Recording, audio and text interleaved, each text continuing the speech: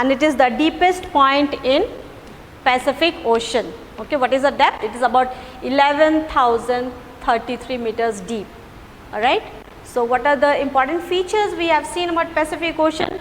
We have seen that it is the largest and the deepest ocean of the earth, and it is almost circular in shape or area, you can say, and it covers around 1/3 of the earth's surface, and it extends from Arctic Ocean in the north to Antarctic Ocean in the south, and the deepest point of Pacific Ocean is again the Mariana Trench, which is about 11,033 meters deep.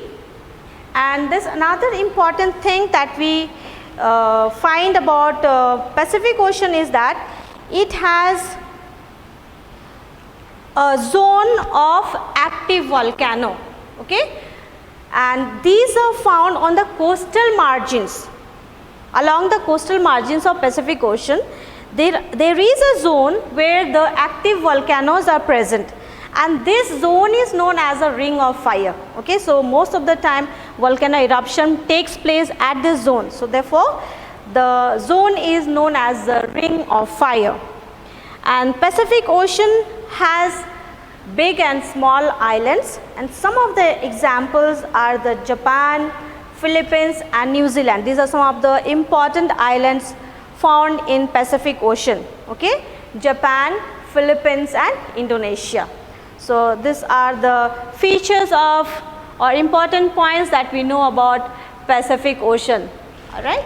Now let's go to the next ocean, that is the second ocean, the Atlantic Ocean. Now where do you find Atlantic Ocean in your map?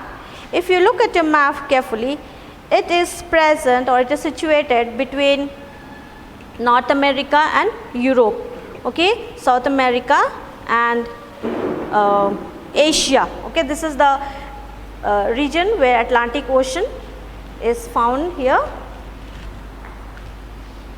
Okay, the Atlantic Ocean. Okay, from here to here, northern, south is okay. Now let's again go through the important features of this ocean. Okay, now as we know that water also is one of the medium of economy and travel. Okay, so Atlantic Ocean is one of the busiest ocean of the world. Most of the transportation that takes place to the waterways is in the Atlantic Ocean. All right. And the most striking feature of this ocean is the mid-Atlantic ridge. Okay, this is the most amazing thing that a person can know about it, is the mid-Atlantic ridge. And this ocean has a continental shelf. Okay, the name of this shelf is the mid-Atlantic ridge. And what is it?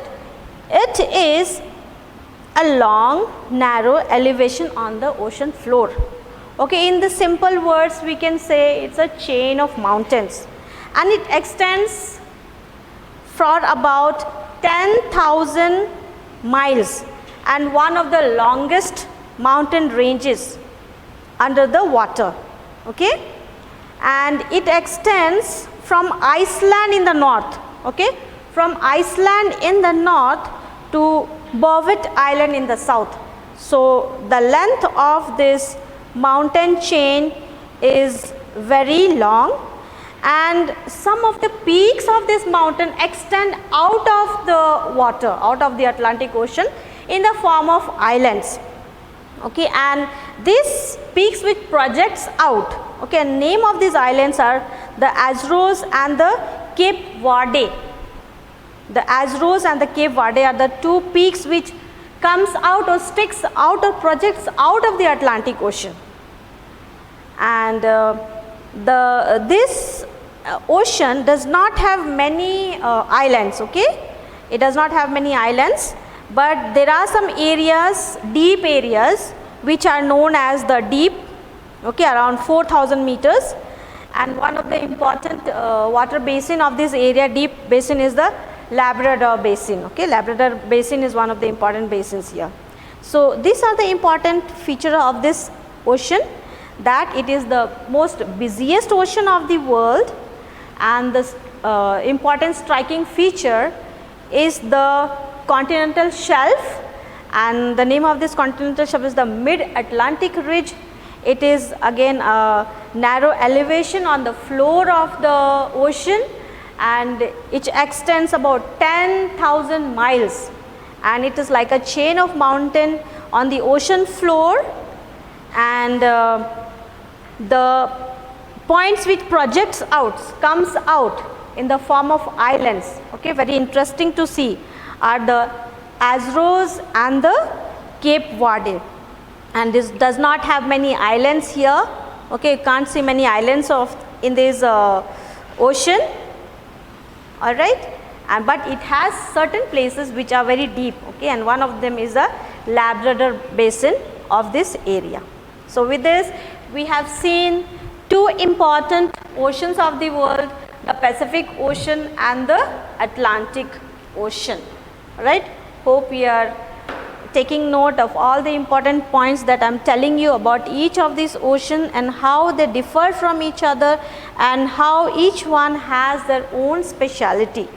Okay? So with this we now come to the third ocean of the earth, that is the Indian Ocean. Okay. Now Indian Ocean is the only ocean named after a country, and that is our country, India.